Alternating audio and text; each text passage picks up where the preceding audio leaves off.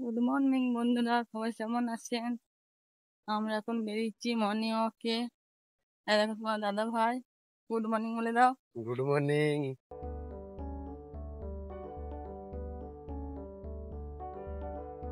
Morning ওয়াকে এলে শরীরটাও ভালো থাকে, মনটাও ভালো থাকে।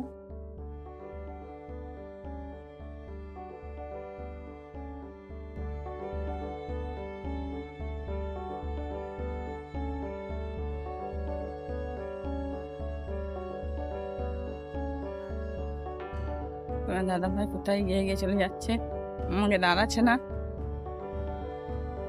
ওরা অনেক জোরে জোরে হাঁটতে, আমি আস্তে আস্তে করে হাঁটছি।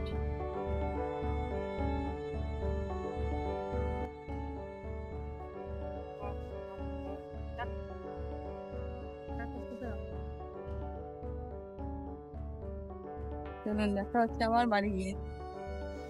মর্নিং ওয়াক থেকে চলে এসেছি, স্নান হয়ে গেছে, পুজো হয়ে গেছে, এবার জল খাবারে বেগনি ভাজা হচ্ছে। বন্ধুরা, জলখাবারে মুড়ি নিয়ে বসে পড়েছি।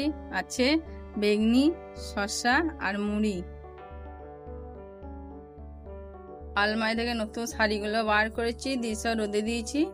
বলে ভাদ্র মাসে নাকি নতুন শাড়ি জামা প্যান্ট রোদে দিতে হয়, সেই জন্য শাড়িগুলো রোদে দিয়েছি। আমারগুলো এখনো ছেলেদের, তোমার দাদা ভাই সব বাকি আছে, ওগুলো অন্যদিন দেবো।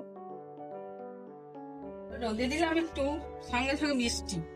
সব তাড়াহুড়ো করে সব তুলে নিয়ে আসতে, রান্না করতে করতে সব যেতে হলো, সব তুলে আসতে হলো। আর দেবো না, এবারে ভাঁজ করে সব আলমারি থেকে খুলে রেখে দেবো। ওখানে ব্লাউজ গুলো আছে, ছেলেদের জামা প্যান্ট আছে। বন্ধুরা, শাড়িগুলো এবার ভাঁজ করতে বসে পড়েছি। এবার শাড়িগুলো ভাঁজ করলে ছায়াগুলোকে এই শাড়ির ভেতরে রেখে দিই, তাহলে তখন পরার সময় তখন খুঁজে পেতে সুবিধা হয়।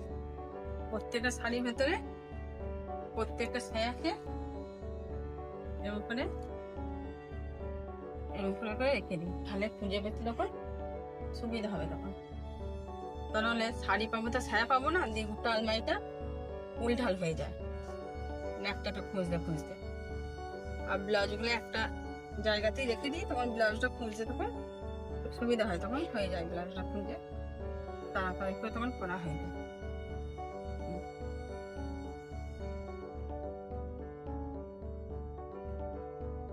রান্না হচ্ছে, ডাল ফুটছে,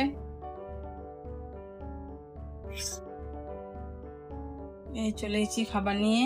এই হচ্ছে ভাত, ভাত হয়েছে, আর হচ্ছে মোচার ঘন্ট হয়েছে, আর হচ্ছে শাক ভাজা, আর হয়েছে ডিমের রসা বা ডিমের কারি যেটা বলবে, আর হয়েছে ডাল, এই মুসুরির ডাল। এই পর্যন্ত বন্ধুরা, আবার আসবো পরে একটি ব্লগ নিয়ে। ভালো থাকবেন, সুস্থ থাকবেন, সাবধানে থাকবেন। নমস্কার।